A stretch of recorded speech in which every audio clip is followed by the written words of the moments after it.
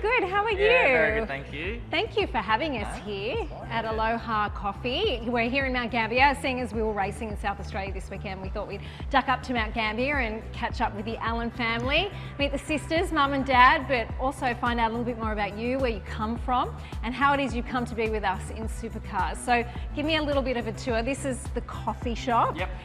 Tell me a little bit about this place. Yes, so yeah, we're here down in Mount Gambier. Obviously got my sister here who runs the coffee shop in Mount Gambier. So yeah, it's cool. It's been good. We've obviously got this little space in the main street, which is really good. It brings a lot of people in, and it's a good little spot. Obviously got some Pilates studios here and bits and pieces. So it's a good little hub for the Aloha brand that Mum and Dad have started, and it works really well. And us family, we love it. So this is big sister Sienna. Yes. She's working behind the coffee machine. Tell me a little bit about you guys, because you're all elite athletes. We've got champion netballers in the house, and then obviously a supercars driver. So tell me a little bit about you guys and growing up together and how you've all gone on to pursue your passion. Sienna and my other sister Naya, they're professional netballers, which we'll meet Naya later. But Sienna obviously moved away at a young age to Sunshine Coast, played for Sunshine Coast Lightning, and then moved back to Melbourne and played for Collingwood Magpies. So it's very cool to obviously have us three kids at a very high level in sport. We always learn a lot off each other, and we've got each other's back, so it's very cool. She's a point of difference for the Pies, Liz. Sinclair's a smaller mover. Yep. Allen's coming in and absolutely knocking this out of the ballpark. I think we've all had a similar goal in one way, like when it was sport, and to try and play at the highest level we possibly could. And I guess like we're all on our own journey, but we could draw on like each other's advice. Also, we've got similar interests and all that, and trying to get to like a higher level in sport. So it's good to have someone that you live with that understands all that sort of stuff too. You fixed it? I always joke around and say that he was born like that, with, I don't know, petrol through his veins, was drawn towards the cars. You helped Dad fix it? A lot of kids you see nowadays walk around with iPads and phones. He had his Lightning McQueen backpack full of Hot Wheel cars. When he couldn't talk, I'd ask him what his name was. I've got him on video actually, got video proof. What's your name? And he'd go brum brum at the camera. What's your name? He's not Brum. What's your name? Guy. Good boy. Thank you.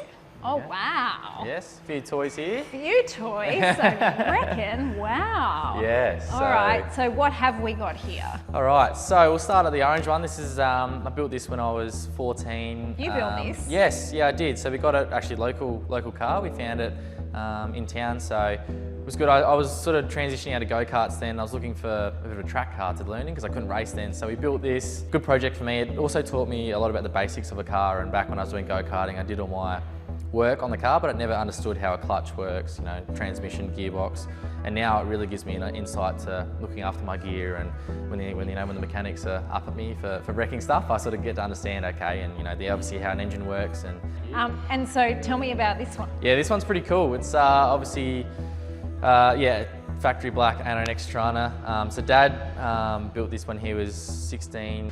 Actually had this in my bedroom when I grew up. So he had it, his rule was when we built the house, he didn't want to keep it in the shed. It was in Kai's bedroom, so when he come home from the hospital, he knew he didn't know any different. From a young age, I always adored this and looked at it every day when I woke up. So to have it in my bedroom, it was a pretty funny story. The kids would come into my room and they'd be like, oh, you got a car in your bedroom? And the dads would walk in, they'd go, oh, you got an 809X in your bedroom. So it was cool to see that. But yeah, obviously it's a very cool piece of machinery, and it's something that I've adored since I was born, and yeah, absolutely love it. What car's Dad got? What car? He just was born to love cars. He just wanted to race, and we started the Mount Gambier go-kart track when he was 6 or 7. He started at the back of the field and he just worked his way, and he was so driven to be successful. I just had to find a way to help him. He drove me to the track, basically in a roundabout way, not driving the car, but he pushed me to the next level. I'm Kai, I'm 14 years old, and I've been racing go-karts all over Australia for the past 6 years. I was fortunate enough to win 2 Australian championships and 12 state championships. As Allen works his way around, what a season it's been for this young man. So karting was where it started for you. I believe we're going to go to the karting track here in Mount Gambier. You've got a full day organised for us. So will we head there now? Let's do that. I've got let's so many questions for you, so I can't wait to see it. Awesome, let's do that. So Kai, this is Mount Gambier Karting Club. Do you have any idea how many hours and days of your life you've spent here? Yeah, it would be, it's uncountable to be honest. It's been a lot over the years, so it's a great little track, and yeah, I used to come, and whenever it was raining, I'd always come out here and do multiple laps, but still got memories of the first ever race I had around here, and all the nerves and all the excitement as a young, I think I was 8 years old, getting in the go-kart for the first time at that very grid and rolling out for the first ever race. And I was, you know, back then I would not even think that I'd be where I am to this day. How often do you come back? Do you come and run a kart around here and just get some laps under your belt? I actually do. I love it. I've got a little shifter kart that it keeps me really sharp. So when I've got a weekend off in Melbourne, I cruise home. Dad makes sure the kart's ready for me. I come back and get out here and I do lap after lap, and it's just really good to keep me sharp, keep driving something at a very low cost. You know, it's very expensive to go out and just do a track day in a race car, so. I can see you're on the bit. Go on, get up there, show us what you're made of. Let's do it, let's do some laps. Let's do it, all right.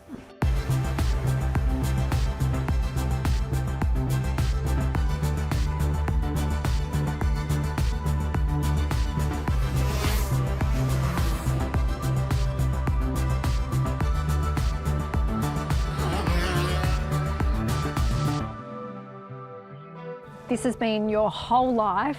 Can you remember a particular moment when you were growing up where you thought, hey, I'm actually good at this and I could make this a job? Yeah, I think it was always my goal, knowing, you know, probably not really a certain point that I knew that I could. It was always sort of, not really until Super 2 where I started to get a bit of momentum and win some races and also win the championship. That's when I thought, okay, I really need to try and look at the main game. But it did start from a young age, you know, especially out here, doing all these laps, and it was almost like an obsession for me. I just wanted to race and wanted to get to supercars. That was always my goal, and it was, from a young age, it was, you know, I just did whatever it took to be the best driver I could be, whether it was in karting or, you know, lower categories in cars, so. Well, you've come through all of the pathways to make it to the main game, so that worked.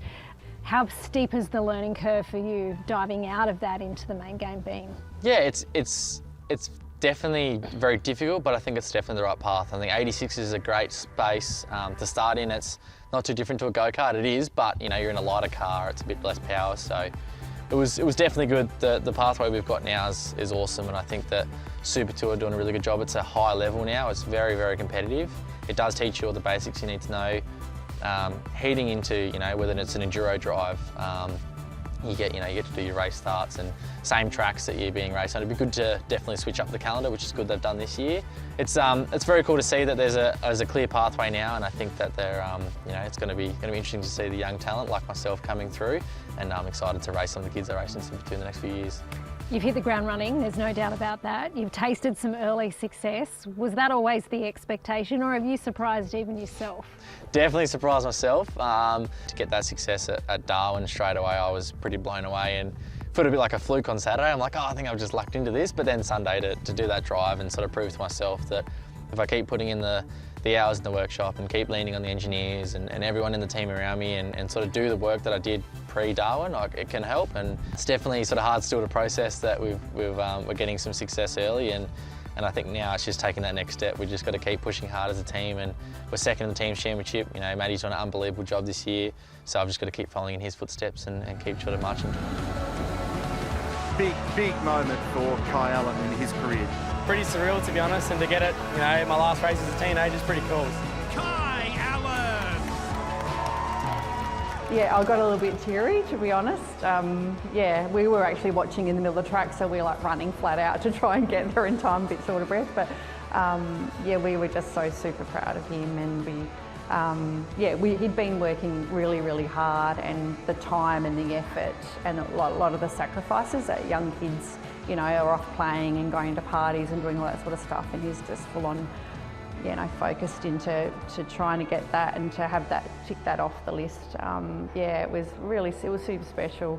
What we're trying to do this year is trying to cement his spot and work as hard as he could to try and cement his career. He's only just turned 20 years of age.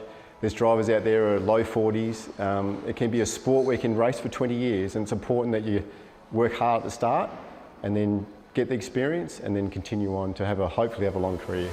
And you've got to just dip your hat to Kai Allen and Matt Payne and the group at Penrite Racing.